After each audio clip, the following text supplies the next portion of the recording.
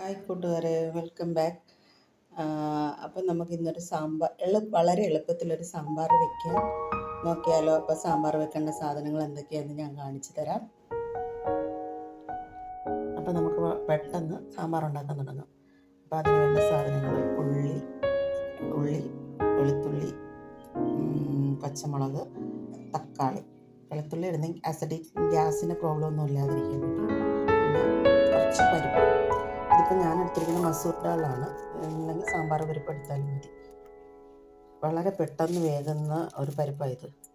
അപ്പം ഇതെല്ലാം കൂടെ കഴുകി നമുക്ക് കുക്കറിലേക്ക് ഇടാം.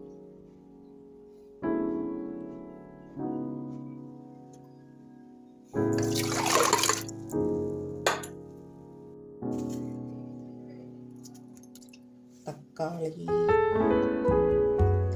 ഇട്ടു. തക്കാളിയൊക്കെ നല്ല വെന്തലിഞ്ഞ് ചേർക്കും.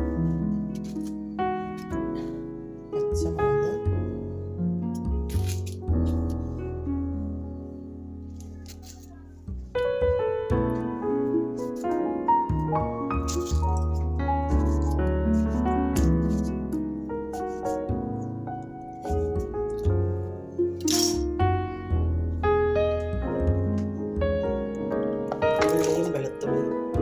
ഇത്രയും സാധനങ്ങളും ഒരു ഇച്ചിരി മഞ്ഞൾപ്പൊടിയും കൂടെ ഇട്ട് നമുക്ക് 2 വിസിലടുപ്പിച്ചെടുക്കാം.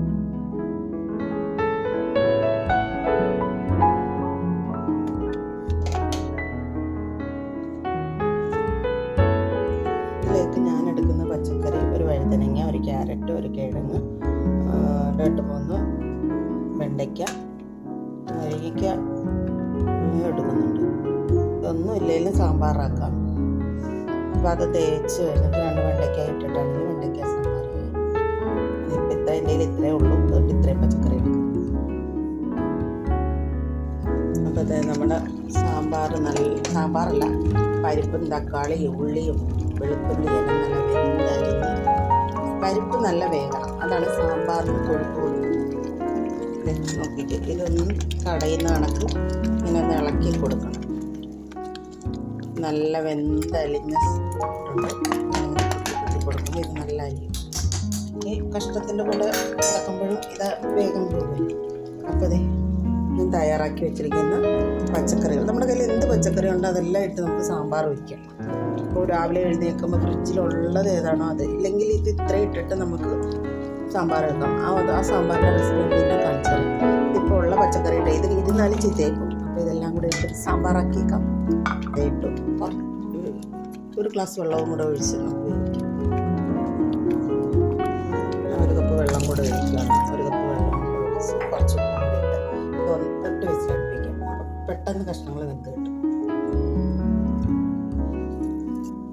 ഇപ്പോൾ പൊടികളൊന്നും ഞാൻ ചേർത്തിട്ടില്ല, ചേർക്കും. അത് ഞാൻ കാണിച്ചു തരാം. ഇവിടെ എൻ്റെ ചായ തയ്യാറായിക്കൊണ്ടിരിക്കുകയാണ്. രാവിലെ എഴുന്നേറ്റിട്ട് ഇഡ്ഡലി സാമ്പാറും ഉണ്ടാക്കുന്നത്. അപ്പം നിങ്ങളെയും കൂടെ ഒന്ന് കാണിച്ചേക്കാം സാമ്പാർ വയ്ക്കുന്നത്. എന്നാൽ എനിക്ക് വീഡിയോ ഇടാൻ പറ്റുകയും ചെയ്തില്ല. അപ്പം അതിൻ്റെ ഇടയ്ക്ക് ഇതും കൂടി ഇരിക്കട്ടെ. രാവിലെ ഒരു ഇഞ്ചി ചായ കുടിക്കാമെന്ന് വെച്ചു.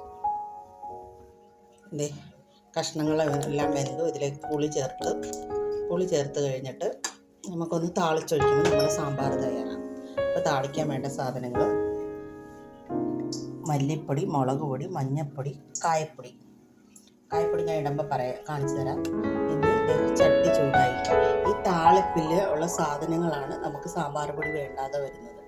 അപ്പോൾ അതിന് വേണ്ട സാധനങ്ങൾ എന്തൊക്കെയാണെന്ന് നോക്കാം. എണ്ണ ചൂടാകട്ടെ. എണ്ണ ചൂടാകുമ്പോഴത്തേക്കും ആദ്യമായിട്ട് ഉലുവ,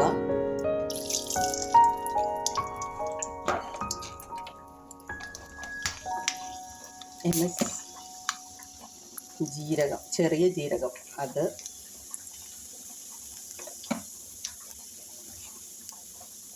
കുറച്ച് കടുക്,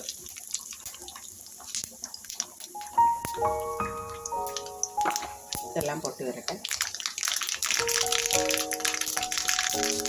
കടുകും ജീരകവും ഉലുവായും കൂടെ മൂന്നും കൂടെ എണ്ണയിൽ മൂക്കുമ്പോൾ ഒരു സ്മെല്ല് വരും. ഇതിലേക്ക് ചെറിയ ഉള്ളി, പച്ചമുളക്, കറിവേപ്പില, വെണ്ടയ്ക്ക എടുത്ത് വെച്ചിരിക്കുന്ന വെണ്ടയ്ക്ക,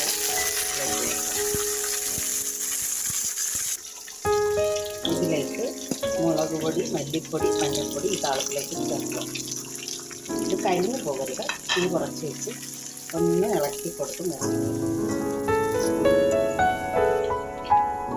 കായപ്പൊടി ഇട്ട് കൊടുക്കണേ. കായപ്പൊടി ഇട്ട് കൊടുത്ത് വേറെ ഒന്നുമില്ല, നമ്മൾ തിളച്ചിരിക്കുന്ന ഈ സാമ്പാറിലേക്ക് തന്നെ കളറെല്ലാം മാറി സാമ്പാർ നല്ല കുറുകിയ സാമ്പാർ ഇഡലിക്ക് ചോറിന് ഒക്കെ തയ്യാറാക്കി. ഇതിലേക്ക് ഇച്ചിരി മല്ലിച്ചീര ഇട്ടാൽ ഇതിലേക്ക് മല്ലിച്ചീര നമ്മുടെ സാമ്പാർ തയ്യാറായി. ഞാൻ നോക്കിക്കുന്നു, നല്ല ഇഡലിക്കൊക്കെ പറ്റിയ നല്ല സാമ്പാർ. വീഡിയോ ഇഷ്ടപ്പെട്ടാൽ ലൈക്ക് ചെയ്യാനും ഷെയർ ചെയ്യാനും സബ്സ്ക്രൈബ് ചെയ്യാനും മറക്കരുത് കൂട്ടുകാരെ. Okay, bye bye, thank you.